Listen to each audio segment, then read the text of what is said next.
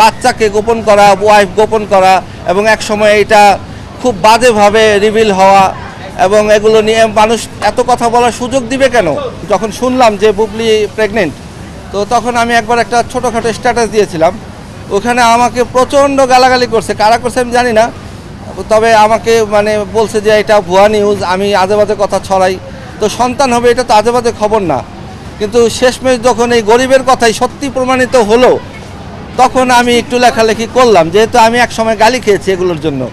তো এই লেখালেখিগুলোর মধ্যে পক্ষে বিপক্ষে অনেকেই অনেক কথা বলেছেন, তবে আমার পক্ষেই ছিলেন বেশিরভাগ, 90%। সন্তান হবে এটা শুধু আমরা না, আপনারাও জানেন, মিডিয়ার মানুষও জানে, ইন্ডাস্ট্রির মানুষও জানে। তারপরেও বুবলিকে জিজ্ঞেস করলে সে রাগ হয়ে যেত, সে কখনো উত্তর দিত না, এমনভাবে সে অ্যাভয়েড করতো জার্নালিস্টদের, যে এইটা কখনোই হবে না, এটা একদম অবান্তর একটা প্রশ্ন। করোনা বা যে কোনো ভাইরাসের এগেইনস্টে ফাইট মানি ব্যাকট্রলের লেফট রাইট। কিন্তু আসলে মা হওয়াটা হচ্ছে আল্লাহর পাকের একটা অনেক বড় রহমত, নেয়ামত যাই বলি। তো এই জিনিসটা আমি বলিউড ইন্ডাস্ট্রিতে কাউকে দেখি নাই যে এত বড় বড় ঐশ্বরিয়া রায়, অভিষেক বচ্চন, বড় বড় সেলিব্রিটিরা যারা হিরো বিয়ে করছে, তারা কখনো বাচ্চা কাচ্চা গোপন করে নাই, বরং তারা প্রাউডলি পেট নিয়ে মিডিয়ার সামনে আসছে, কথা বলছে, বাচ্চাকে নিয়ে আসছে।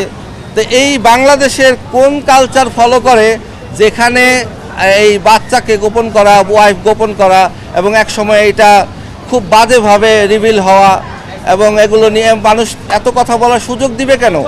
সুপারস্টারেরও উচিত এই জিনিসটা ক্লিয়ার করা, আমি মনে করি। মেগাস্টারেরও কিন্তু বয়স হয়েছে, সেও কিন্তু ইয়াং না, তারও যথেষ্ট বয়স হয়েছে। এখন তার ফ্যান ফলোয়ারদের, আমি নিজেও তার একজন ভক্ত, আমার মতো এমন কোটি কোটি ভক্ত আছে তার, যারা তার কাছে আশা করে যে সে তার বিয়ে, বাচ্চা এগুলো নিয়ে একদম খোলাখুলি সবার প্রশ্নের উত্তর দিক।